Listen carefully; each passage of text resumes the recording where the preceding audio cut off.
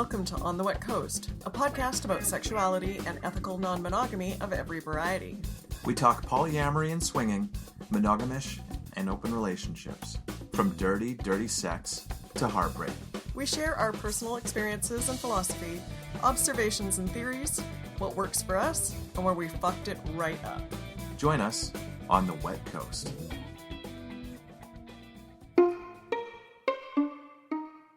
Finding your people can be one of the most important things that you do as you make your way in the world. And when you find them, it feels like coming home. Feels like family. Many of us have found a group or groups of people we consider to be family. Chosen family, as opposed to biological or family of origin, can be essential, especially for those of us in alternate lifestyles. The people we end up sharing our lives and experiences with can be extensive. Not just our partners and close friends, but their partners, our former loves, casual sex friends, and fellow pervs and kinksters can make up our chosen family. They're the people we can truly be ourselves with, maybe for the first time ever. Much like our families of origin, however, there can be issues within our chosen family. We're not always going to love the people our people love, and may end up spending time with those we wouldn't choose to on our own. And when relationships end, the devastation and loss can be amplified since we sometimes lose an extended network of people because we're no longer connected with the partner that was the nexus between us. I'm Kat Stark, and on this episode of On the Wet Coast, Flick Morrison and I are discussing chosen family. Correct. So why don't you tell me a little bit about your experience with chosen family? Well, for me, my biological family has never lived really far, but they've also never been particularly close geographically. So, for my entire adult life, there's been an element of chosen family to my life. It's usually been, geeks and gamers and and that sort of thing. But certainly, getting involved in sort of alternate sexuality opens up a whole different sort of chosen family. One of the interesting things is having come to non-monogamy so late into our relationship. Yeah. We started off closeted, and I remember that sort of that wedge between us and a lot of our vanilla chosen family. Yes. because of the that we obviously had something going on in our lives. Yeah. But we weren't really talking about it. Yeah, that was definitely challenging.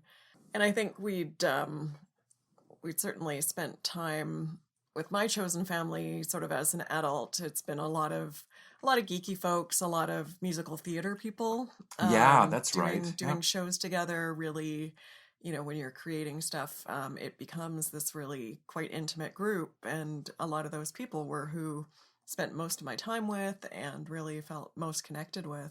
But yeah, as you said, when we started experiencing other things, it just wasn't something we talked about with a lot of those folks, and it did drive a bit of a wedge. And it was kind of interesting as a sort of a internal discord, because with some of the new people that you're bringing into your life, we felt so authentic, right? Like we're Yes. sort of expressing these parts of our sexuality that we'd never found a way to explore. And so there's that that feeling of really feeling authentically us, and yet the feeling of inauthenticity of having to kind of hide that from a lot of the other people in our lives. So it's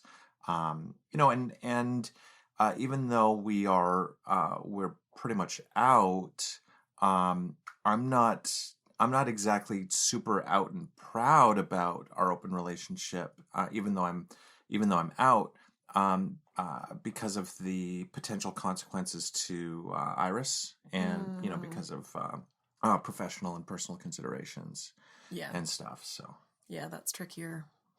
And like my biological family, I was pretty close to, but with both parents being deceased, and I have an older brother who, we're friends. We like each other, but we don't have a lot in common. So that close family has never really been a thing. And because, my parents came from another country, also don't have that sort of built-in extended biological family Yeah. to go from. So yeah, both of us have been kind of, on sort of somewhat isolated from our families, but not in a deliberate, like, you're terrible kind of way. It's just more sort of circumstance. So we just thought it was worth mentioning that's sort of where we're coming from, but we understand it can be very different for a lot of people.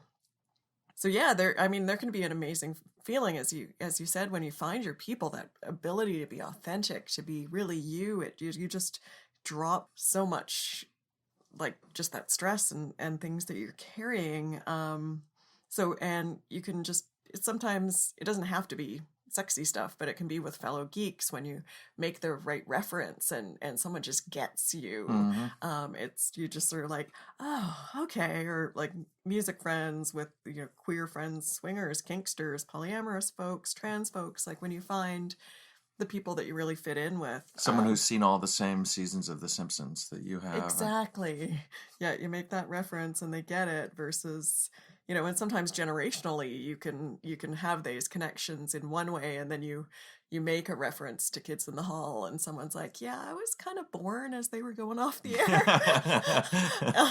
So, that can also be a thing, and each section of that can have its subsections, because like maybe you're kinky and into rope, or maybe into puppy play, or into like that kind of thing, or if you're swingers who do group sex versus having sort of more intimate dates, like you have often these subsections of people that you click with. Well, and I think one of the important things about having having people that you have those things in common with is being able to talk about your experiences together, right? So Yes. you might be out to your musical theater friends, but you're not going to talk about fisting somebody at an orgy Yes. with them. Probably you're probably not going to. Yeah. Those of them who've read my book might have a different experience, but still, that's them choosing, them opting in, versus me being like, you would not believe what I did this weekend. Yeah. Or when you go to work and it's like, what did you get up to? And you're like, we saw some friends. So yeah, that ability, when you meet people and you just really feel able to click that way is really nice. And we are specifically in this conversation not using the word tribe, even though like it's often like it's a great word, nice to say, like, oh, we found our tribe, but a lot of Indigenous folks consider it to be appropriation of their word and their lived experience. So we're opting not to use that. We're saying chosen family, our people, like that kind of thing. So that's just where we are with this.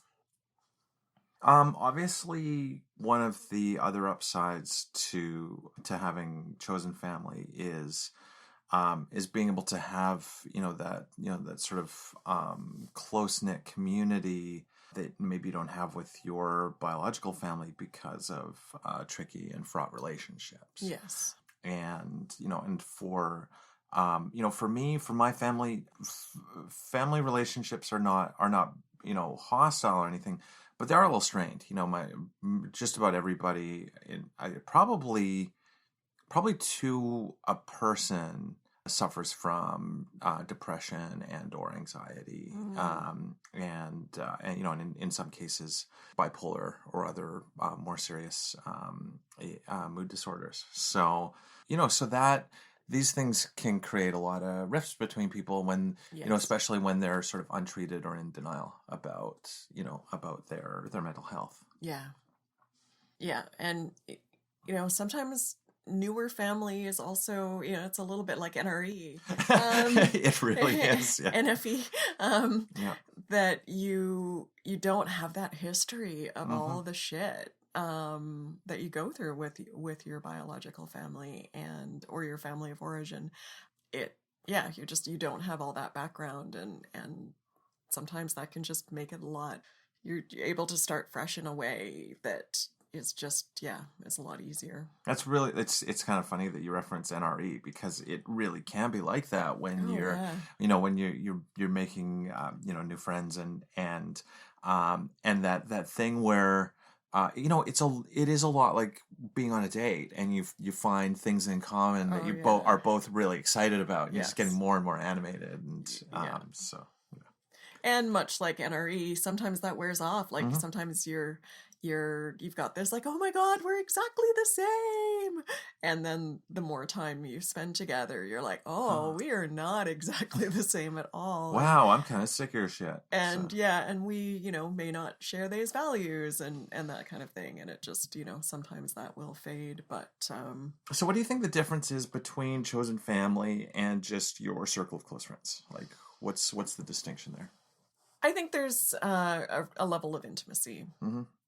And I think that there's a certain amount of artifice that you drop with your chosen family versus your circle of friends. Like, as you said, we're not going to talk about our sex lives with our circle of friends. Unless that is something that comes up, and some people do like to hear the stories.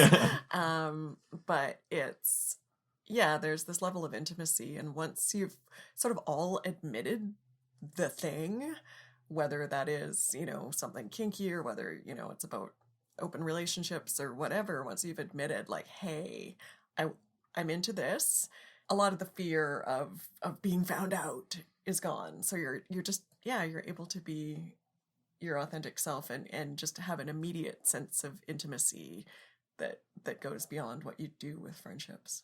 I think chosen family is kind of like what happens with a friendship over time, when you when I feel like it's almost when you get past the NRE stage Yes. of a friendship, right?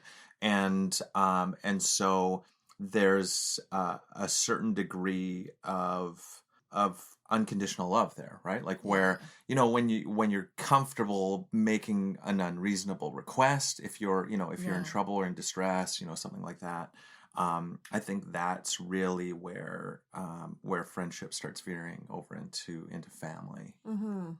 Yeah, if you're gonna, take them to the hospital at 4 a.m. or something like that, just that you might not do for a casual acquaintance, or or even a or that what I think maybe the signal that you've entered that sort of relationship is less about what you'd be willing to do and what you're comfortable asking, right? Because most people, if somebody was in distress and they asked them, would you drive me to the hospital at 4 a.m., you would say yes. But it's the measure of the relationship is that person is comfortable asking that of you, knowing the burden that they're placing on you, having to do it and having to deal with the request. So that's really good clarification there. I mean, especially for those of us who have a lot of trouble asking people for things, and maybe that's not as good of a measuring stick for someone who's like super blurty and happy to ask anything of anybody, and just and assumes that people will say no if that's not okay. But that's my measuring stick. Tien. So Amistad Maupin, who wrote, I believe Tales of the City is, I think, what it's called. And there's a series on Netflix right now that is sort of the continuation of that. Like, there are a number of stories that he wrote about San Francisco and about queer culture and about this set of apartments on a street, I think Barbary Lane, that all of these queers and weirdos and isolated folks come together, and they're living in this thing, and they become family. And so he would differentiate between biological families and logical families, which is really quite a delightful way to express it. Of your chosen family, your logical family, that kind of thing is kind of a nice way to think about it. And the chosen family thing can be really important for those who've lost their biological families or their families of origin for whatever reason, whether it's being rejected for, often people who are queer, get rejected by their families, or, trans folks, or, for whatever reason that the families might reject. Or if you had to reject them because they were abusive, or things that you just are like, I just have to walk away from this. Yeah. And some people have, the ability to kind of bounce back and forth, and other people just don't have that. Well, and I think that this is one of the most important ideas around chosen family, is that you do not need to maintain ties and a relationship with your biological family if that relationship is harmful to you. Yes. There's a lot of stuff in our cultural history that says the opposite. Yeah. That, family first. Blood is thicker than water. Blood is thicker than water. It's literally true. But metaphorically, it's I think it can be really harmful. Where, yes.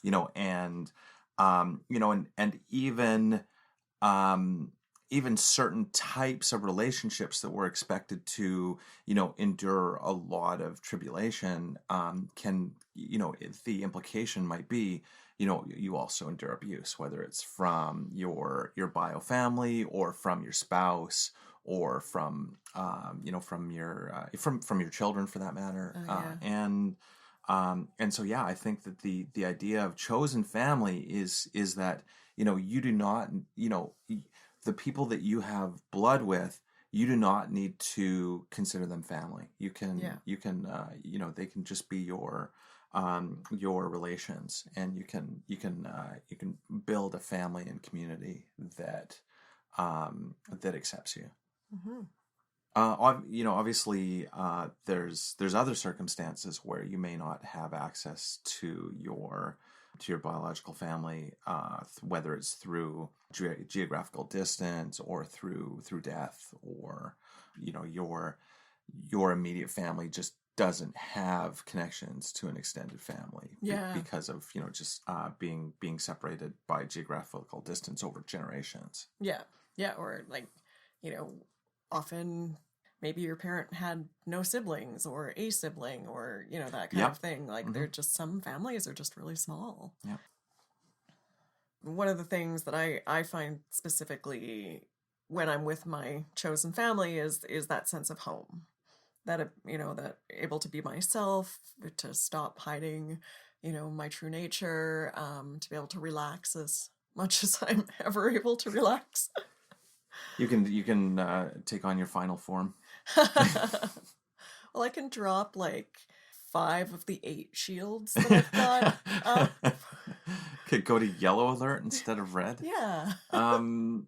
Yeah, and maybe this is a lesson also about, maybe we can cultivate those types of relationships with the people that are already in our lives.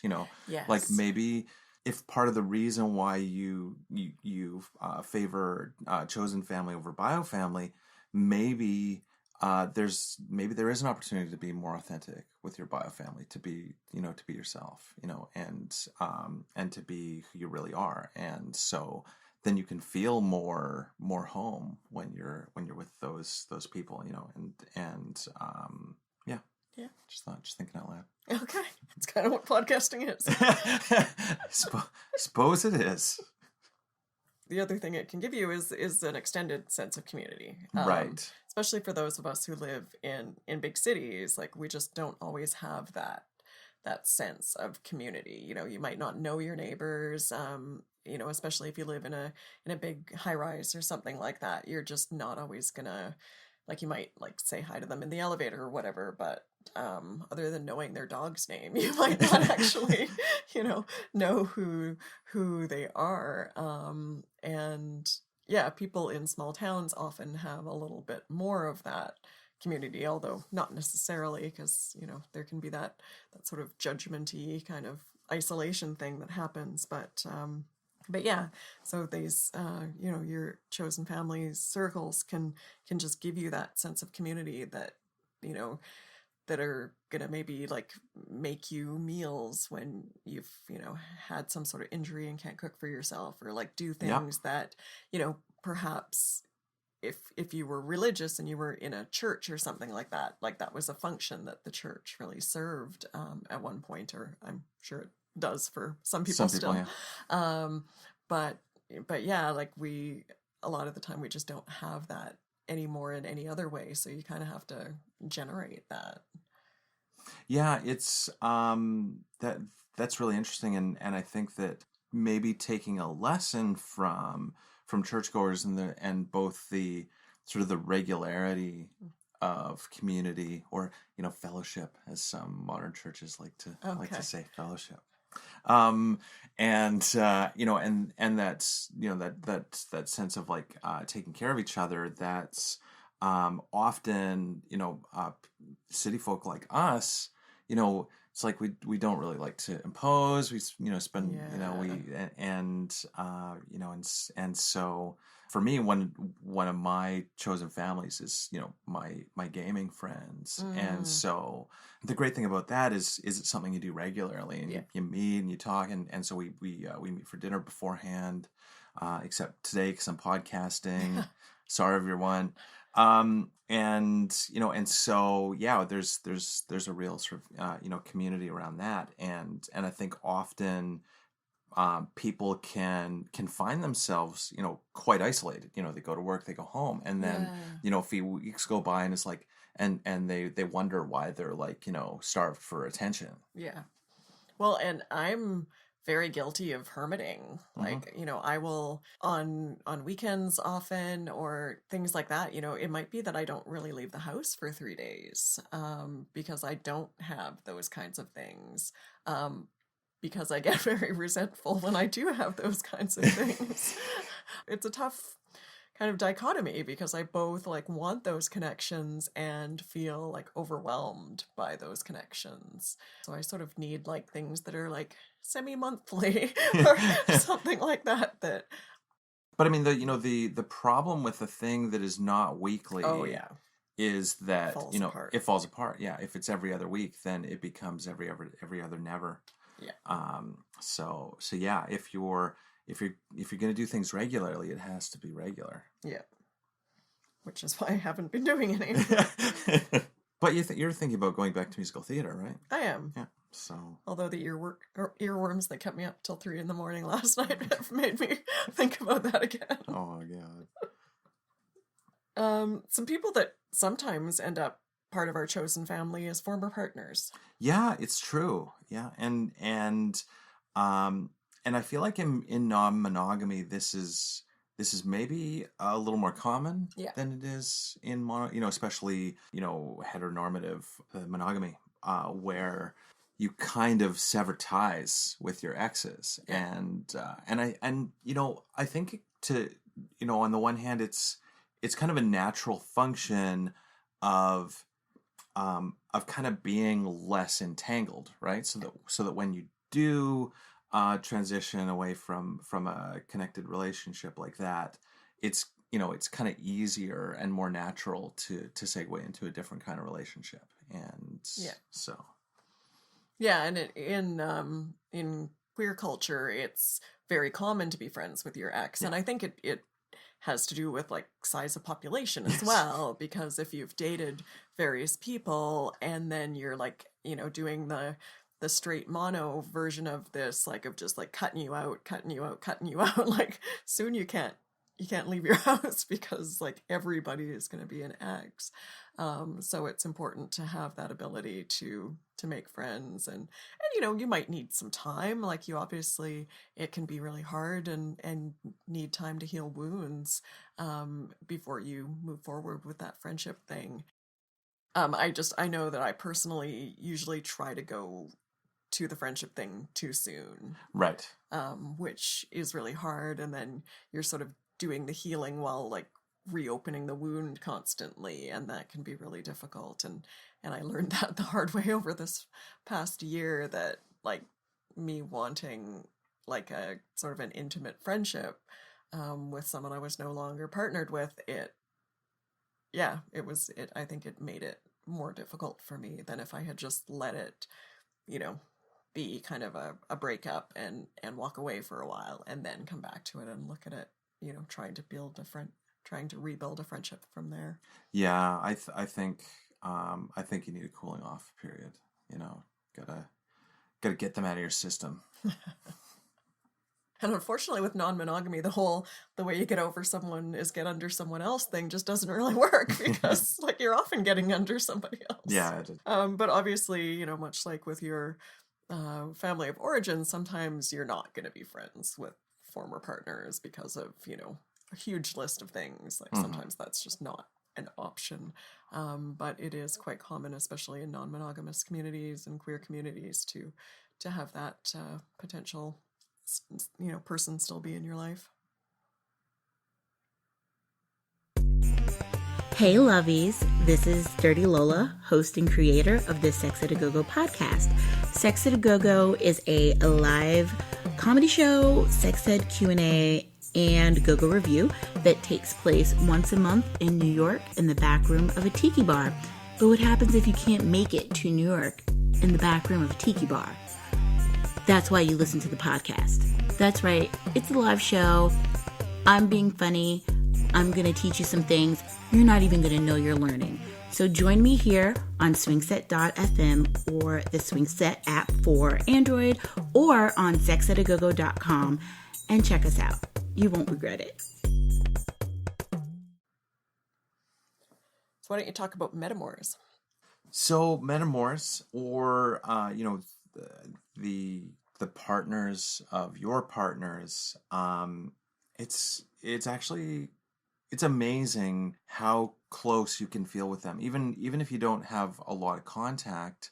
Often the contact that you do have is, can be very close and very, surprisingly intimate. And they can be a great resource, even if, and this is kind of interesting, and in some ways it does make it kind of an interesting analog to your biological family, where you may not consider your metamor a friend, but you might consider them family, right? Yes. Like, so you might feel that closeness. They're not somebody that you chat with. They're not somebody that you ask about their day. But if you know that they're having a tough time, you might reach out to them. You might, when your partner's going to see them, send them a message saying, how happy it makes you that they're getting to see them. And so yeah, you may be wonderful friends with the metamor, but you might have a really strong and important connection without actually having a friendship. Yeah.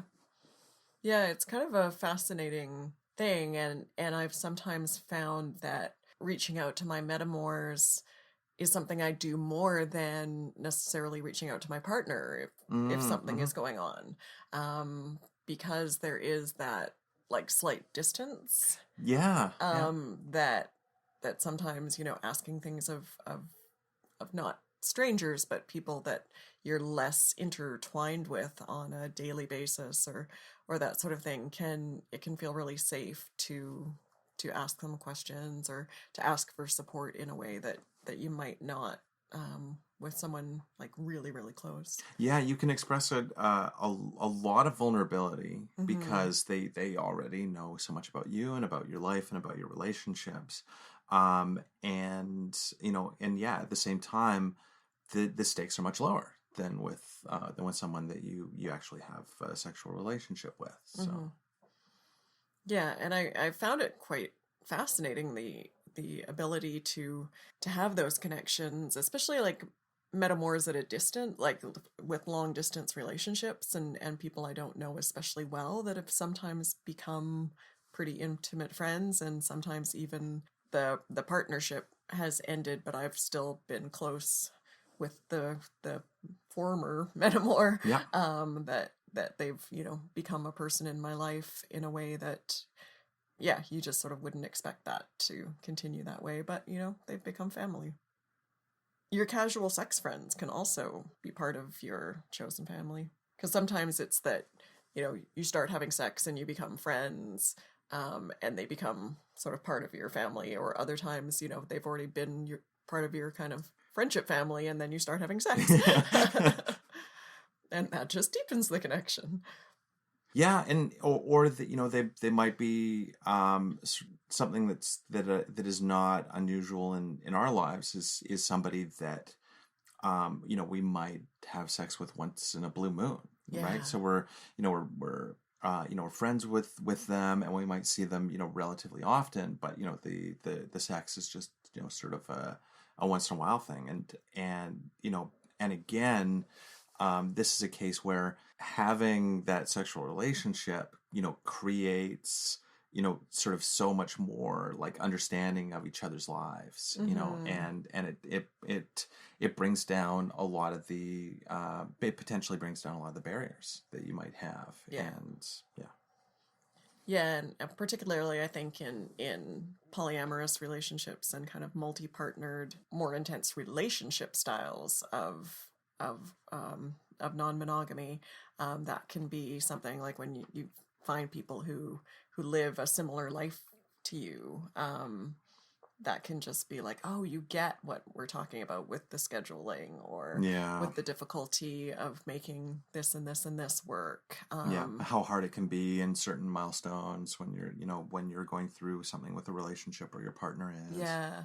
And that sometimes you'll be able to reach out to them, or they might reach out to you because they know that something is going on. Oh yeah, I remember. I remember when yeah, someone who was kind of ended up sort of unexpectedly becoming sort of more involved in poly in their relationship, and I was like, you know, is it okay that I feel weird about this feeling going so fast? You know, I'm having really tough feelings, and you're like, yeah, that's really fast, and that is, you know, that's, I can totally understand why you're having challenges with this. Mm-hmm.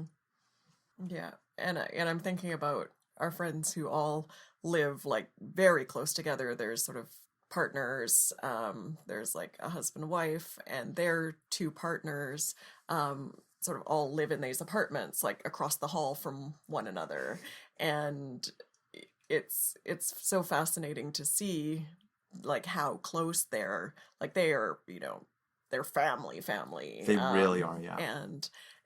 And to be sort of included in and out of that because of our friendships and occasional sexy times with those folks. And you know, it's a very different type of relationship style than we practice, but it's, yeah, it still just feels like this connected thing, because we get, at least on the surface, what the relationship is like. Yeah, it's I don't know how common that is, but it certainly is, you know, really really amazing to see. But yeah, it's like the four of them are very much a family, and you know, spend a lot of time together, and you know, travel in various configurations and stuff.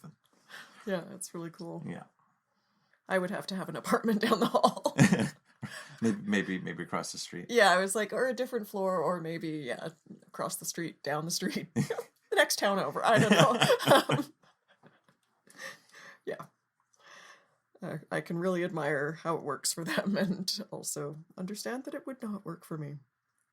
But yeah, because like this good segue to this of how complicated it can be, like when you're having issues with someone within your chosen family. It really is, because of how, you know, how connected the people you might normally reach out to might be to the entire situation. Yeah, and you know, we joke about it being incestuous in a lot of ways in non-monogamous communities, but it really does start to feel that way, because if, you know, you've been involved with these people, and then you go to talk to other people, but they're also involved in with those people, like it becomes hard to be able to just objectively, or not objectively, subjectively, like, you know, talk about issues you're having when they have, you know, a vested interest in that. Well,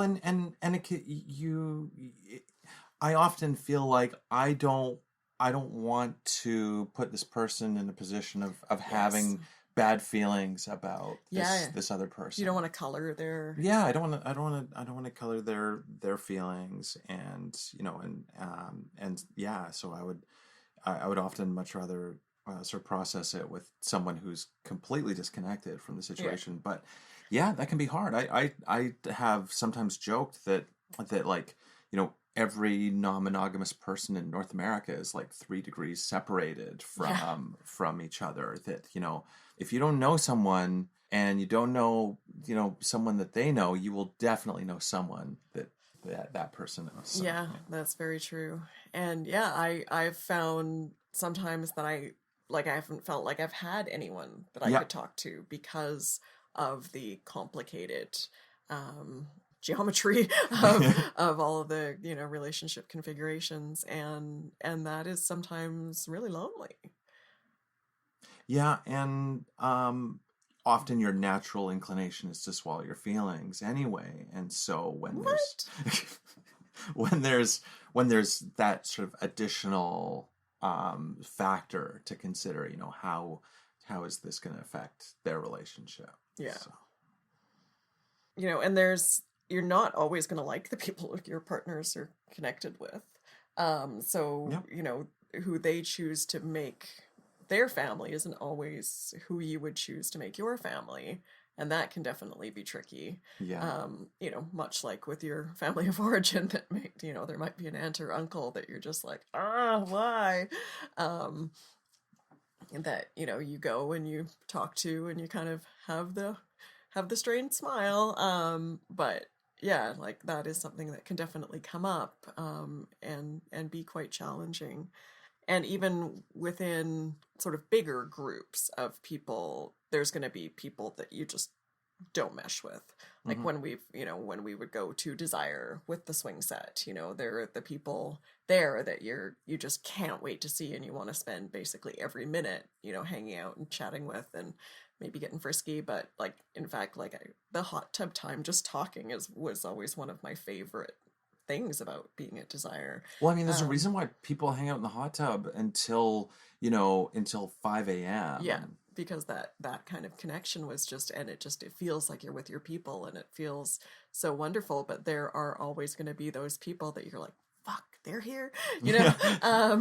And I always seem to end up sitting next to them, or, you know, they end up being multiple, you know, circles, that you just like keep meeting up with them over and over and over again. That you know, it's just, and again, you just sort of have to figure out how to deal with that. But you know, much like your family of origin, you're some of the people you're just gonna kind of wish they didn't come to Thanksgiving dinner.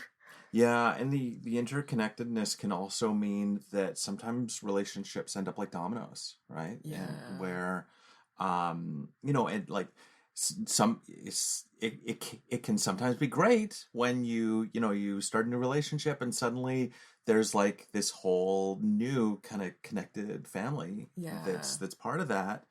But then that also ups the stakes when something happens, when you decide that you don't want to be in a relationship with that person anymore, especially if it ends up ugly or emotional. You might lose a whole network of people.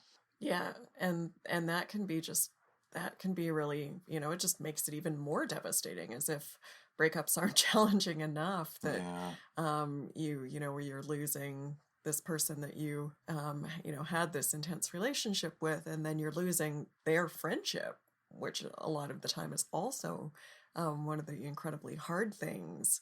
And then you're losing, not all the time, but a lot of the time, their people, in some sort of way, whether you're just like maybe not going, you don't fly across the country to see them anymore, so you don't get to see the people that you would see when you would go to visit them. And you might talk to those people online or whatever, but it's, you know, it's a different thing. You're just like, oh, I loved getting to see you every 6 months or whatever, and that's gone now. That's just gone now, and that can be like just those extra little kind of gut punches in, when relationships change. Yeah, and it can often be something that's a real surprise. Is you might think that your relationship with somebody is more significant until a breakup kind of creates less of a connection there. Yeah. And then you're like, oh, wait a minute, I guess we're not really friends. Yeah. Oh my God, why do your notes end on a bummer? But the the reality is that chosen family is because we don't have these permanent connections. They are more likely to go through transitions and shifts and changes, right? And and so I think it's just part of life that these things are going to be, sometimes a little more ephemeral, right? Sometimes chosen family is somebody that you're going to grow old with. You're going to know for the rest of your life. And sometimes it's going to be somebody that comes in and out of your life. Yeah.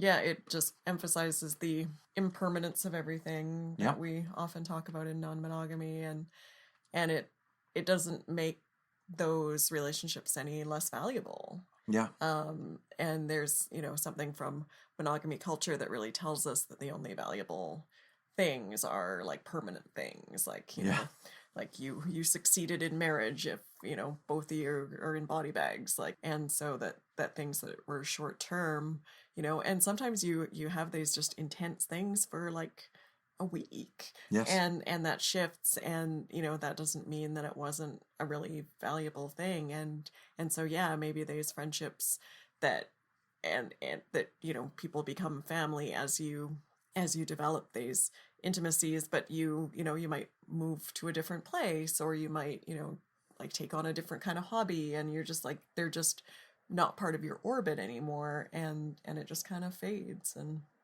that's okay. Thank you for joining us. The audiobook version of my book, Yelling and Pasties, The Wet Coast Confessions of an Anxious Slut, is now available on Audible and iTunes. It's also available on ebook and paperback. Go to Amazon.com or visit onthewetcoast.com for links to other marketplaces. Please rate and review us on Apple Podcasts or your preferred podcast platforms to help more listeners find us. Just a few sentences make a huge difference in our visibility. You can help us have more adventures to tell you about by contributing to our Patreon, patreon.com/onthewetcoast. Huge thanks to our Patreon supporters who help make the show possible. Follow us on Twitter @WetCoastCat, @SeriousBlick, @OnTheWetCoast. Email comments or questions to contact @onthewetcoast.com. Go to onthewetcoast.com for Cat's blog, toy reviews, and more. Check out other great sex-positive podcasts on the Swingset Network at swingset.fm. Hi, this is Bradford, co-host of By the Bi, a podcast for anyone interested in learning a bit more about bisexuality, the swinger community, open relationships, BDSM, and everything else your vanilla friends refuse to talk with you about. You're listening to a Swingset Network podcast at swingset.fm. Start recording some audio. I'm just going to swing this to me a little bit more, since I'm the quieter one. You're the quiet one. Everyone always says that. Yeah. And I'm the bad boy. You are the bad boy. We're a 90s boy band. And, I'm the quiet one and you're the bad boy. Yes. Our 90s band name is Quiet One and the Bad Boy.